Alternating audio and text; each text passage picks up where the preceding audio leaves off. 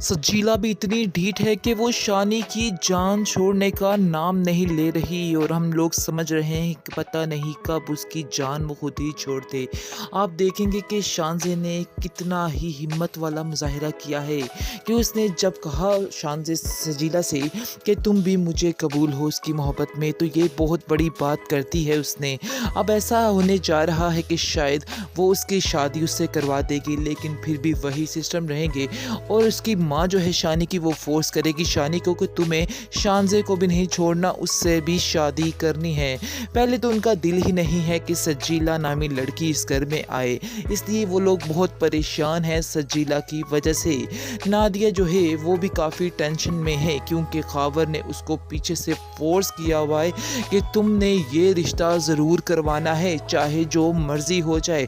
जिस पर आप देखेंगे कि नादिया काफ़ी टेंशन में है क्योंकि वो जानती है कि अगर मैंने ये रिश्ता ना करवाया तो मेरे भाई की ज़िंदगी तबाह हो जाएगी। भाई की ज़िंदगी क्या तबाह होनी है, भाई के साथ साथ उसकी और उसके घर वालों की भी ज़िंदगी तबाह होने वाली है क्योंकि सारा कुछ तो ख़त्म हो जाएगा और ये चीज़ कोई भी बर्दाश्त नहीं कर सकता है क्योंकि शानी की माँ, शानी की बहन और अब शानी का बहनोई सब इस चीज़ के आदी हो चुके हैं। इसलिए किसी हाल में वो लोग ये नहीं चाहते हैं कि उनके हाथों से ये सब चीज़ें जाएं। इसलिए आप देखेंगे कि नादिया और खावर पूरी कोशिश करेंगे कि शानज़े के साथ उसकी शादी होकर ही रहे।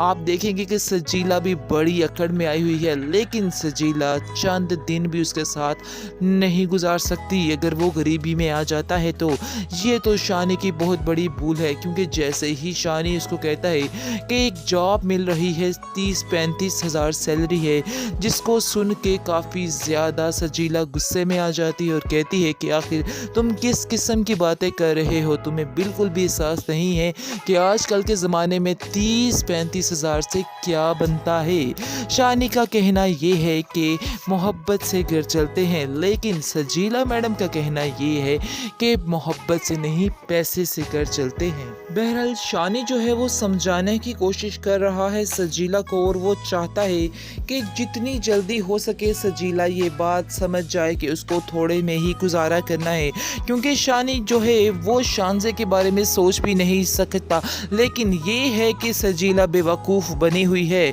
और सजीला समझती है कि जब तक पैसा ना हो तो शानी के साथ उसको रहने का कोई मज़ा नहीं है। इसलिए वो साफ साफ बार बार एक ही बात करती जा रही है कि मैं तुम्हारे साथ नहीं रह सकती हूँ ऐसे पैसे के बगैर।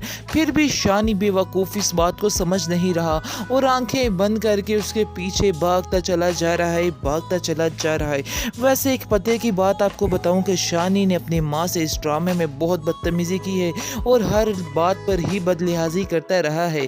कौन कौन एग्री करता है इस बात पर कमेंट सेक्शन में ज़रूर बताना मुझे। बाकी आपको बताते चले कि काफ़ी ज़्यादा टेंशन बनी हुई है शानज़े के लिए क्योंकि शानज़े ने ये पक्का जहन बना लिया है कि वो शानी को अपने से कभी भी दूर नहीं कर सकती है। इसके अलावा उसके पास कोई भी चारा नहीं है कि वो सजीला की शादी करवा दे शानी के साथ, फिर ये हो सकता है कि वो उसके साथ रहे। लेकिन आप देखेंगे काफ़ी ज़्यादा परेशान है अब सजीला।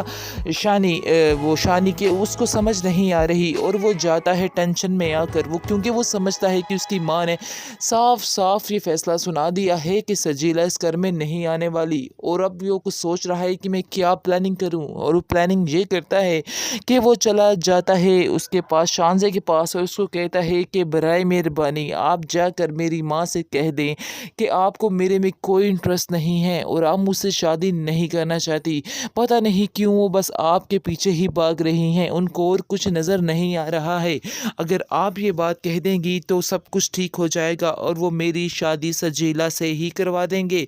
जिसको सुनकर आप देखेंगे कि शानज़े कहती है कि आखिर तुम किस किस्म की बात कर रहे हो, तुम तो आज मेरी जान ही लेने आए हो, तुम क्यों इस तरह की बातें कर रहे हो, तुम नहीं समझ रहे कि मुझे तुम्हारी इन बातों से कितनी तकलीफ़ हो रही है।